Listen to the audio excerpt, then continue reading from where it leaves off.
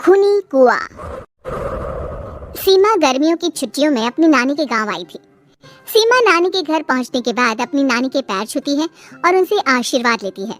तभी उसकी नानी उससे कहती है, इतनी बड़ी हो गई मेरी सीमा, चल जल्दी से हाथ मुंह धो ले, मैं तेरे लिए खाना लगा देती हूँ। भूख लगी होगी ना? हाँ नानी, भूख तो लग रही है मुझे, आपके हाथ के बने हुए पीले दाल और चावल खाने की। कितना टाइम हो गया है मुझे आपके हाथ का बना हुआ दाल चावल खाए हुए। तू तो नौकरी में व्यस्त थी, तो तुझे कहाँ से टाइम मिलेगा अपनी नानी के लिए? और जब इतने टाइम बाद आई है तो ज्यादा टाइम के लिए रुक कर जाएगी तू। हाँ नानी, इस बार पूरे 2 महीने के लिए आई हूँ। सीमा की नानी अंदर जाकर उसके लिए खाना बनाने लगती है। सीमा कमरे में अकेली होती है, तभी उसे किसी औरत के रोने की आवाज सुनाई देती है। वो कभी खिड़की से बाहर झांकती है तो कभी दरवाजे से बाहर झांकती है। उसे समझ में नहीं आ रहा होता है कि आखिर रो कौन रहा है। तभी नानी खाना लेकर आ जाती है। वो अपनी नानी से कहती है, नानी, कोई औरत रो रही है क्या? मैं जब से यहाँ आई हूँ तब से मुझे यहाँ किसी औरत की रोने की आवाज आ रही है। हे भगवान, कहीं ये वही तो नहीं? बोलो ना नानी। अरे कोई नहीं रो रहा, ये तेरे मन का वहम है। और तू ना अब खाना खा ले, ज्यादा यहाँ वहाँ की बातों में ध्यान मत दिया कर। जल्दी से खाना खा और फिर मेरे साथ आ जा मेरे कमरे में, दोनों बैठकर खूब सारी बातें करेंगे। ऐसे ही अगले दिन सीमा अपनी नानी के साथ गांव के बाजार जा रही होती है। उसी रास्ते में फिर से किसी औरत के रोने की आवाज आती है। वो अपनी नानी से कहती है, अरे नानी, क्या सच में तुम्हें अभी भी किसी औरत की रोने की आवाज नहीं सुनाई दे रही? मुझे किसी औरत की बहुत बुरी तरीके से रोने और चीखने की आवाजें आ रही है। मैं बहुत परेशान हूँ नानी, आखिर ये कौन है? मुझे लगता है कि सीमा को शहर भेज देना चाहिए, यहाँ रहना उसके लिए ठीक नहीं। नानी बोलो ना, आप चुप क्यों हो जाती हो? सीमा, तू घर चल, मुझे तुझसे बहुत जरूरी बात करनी है। नानी सीमा को घर ले आती है और सीमा से कहती है, सीमा, कल सुबह तू शहर वापस चली जाएगी। अरे अचानक? आखिर क्या बात है नानी, आप मुझे ऐसे जाने को क्यों कह रही हो? मैं बस जो कह रही हूँ उस पर ध्यान दे। तू कल सुबह यहाँ से चली जाएगी, और ये बात मैं कोई मजाक में नहीं बोल रही। तू कल जाएगी तो मतलब जाएगी। अरे नानी, चली जाऊंगी मैं, ठीक है, पर आखिर बात क्या है ये तो बता दो।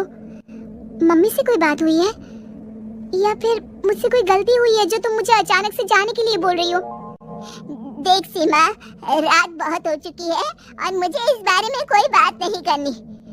चल, अब चल के मेरे साथ सो जा, सुबह की बस पकड़कर तुझे शहर भी तो जाना है।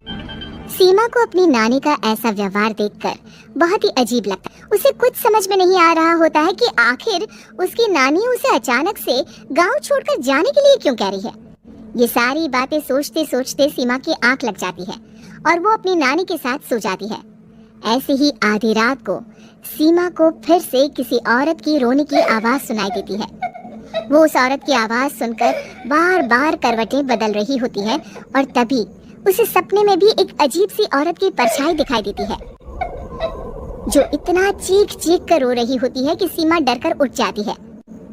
वो पूरे पसीने पसीने हो रही होती है।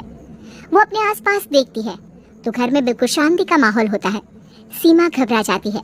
वो अपनी नानी को जगाने की कोशिश करती है मगर उसकी नानी नहीं जगती। सीमा को फिर से उस औरत की रोने की आवाज सुनाई देती है। आखिरकार सीमा अपने आप को रोक नहीं पाती और वो घर का दरवाजा खोलकर बाहर निकलती है। आखिर ये माजरा क्या है, आज तो मैं पता करके रहूंगी। अब आवाज का पीछा करते हुए सीमा आधी रात को गांव के चौपाल के पास बने कुएं के पास पहुंच जाती है, जहां कुएं के चारों ओर बेड़ियां लगी होती हैं। उन बेड़ियों में लगे हुए ताले के साथ एक लाल रंग का कपड़ा और माता रानी का कलावा बंधा होता है। उस कुएं में से सीमा को किसी के रोने की आवाज आती है। सीमा परेशान हो जाती है। इस कुएं में कौन है? कौन है यहाँ? सुनो, कौन है?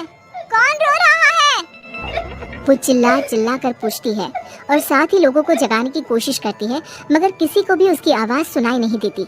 अब सीमा खुद उस कुएं के पास की बेड़ियों और तालों को खोलने की कोशिश करती है और किसी तरह कुछ देर की मशक्कत के बाद सीमा उसको खोल भी देती है। और जैसे ही वो कुआं खोलकर उसके अंदर झांकती है, सीमा उस कुएं में गिर जाती है। इतने में उसकी नानी की नींद भी खुल जाती है और सीमा को पास ना देखकर नानी परेशान हो जाती है। नानी घबराकर पूरे घर में उसे ढूंढने की कोशिश करती है, जिसके बाद उसकी नानी और सभी लोग उस खूनी कुएं के पास जाते हैं और सीमा की नानी कुएं के पास खड़ी होती है। सभी गांव वालों और सीमा की नानी को सीमा के चिल्लाने की आवाज आती है। बचाओ, कोई मुझे बचाओ। मेरी बच्ची, हम आ गए, हम तुझे बचा लेंगे। नानी, मुझे यहाँ बहुत डर लग रहा है। यहाँ इंसान की कटी हुई मुंडिया, हाथ, पैर और कंकाल है और खून भी है। नानी, मुझे डर लग रहा है। आप सब मेरी मदद कीजिए, नहीं तो ये खूनी कुआं मेरी बच्ची को भी खा जाएगा। अरे मुझे तो ये समझ में नहीं आ रहा कि आखिर इस खूनी कुएं को खोला किसने। सालों पहले इसको इतनी मुश्किलों के बाद तांत्रिक बाबा ने बंद किया था। अरे पूरा गांव खूनी कुएं के बारे में अच्छे से जानता है, तो कोई भी जानबूझकर तो ऐसा करेगा नहीं। मतलब किसी ने अनजाने में इसे खोल दिया है भैया। सीमा को इस बारे में मालूम नहीं था और जब से वो यहाँ आई थी तभी से उसे किसी औरत के रोने की आवाज़ें भी सुनाई दे रही थी। कहीं सीमा ने ही तो उसे नहीं खोला। अगर ऐसा है तो फिर सीमा का बचना बहुत मुश्किल है। वहीं कुएं के अंदर सीमा रोते हुए बैठी होती है कि उसे आवाज सुनाई देती है जो कुएं के बाहर खड़े गांव वालों में से किसी को सुनाई नहीं देता। आज सालों के बाद मुझे ताजा खून मिलेगा। तेरा खून पीकर आज मैं अपनी प्यास बुझाऊंगा।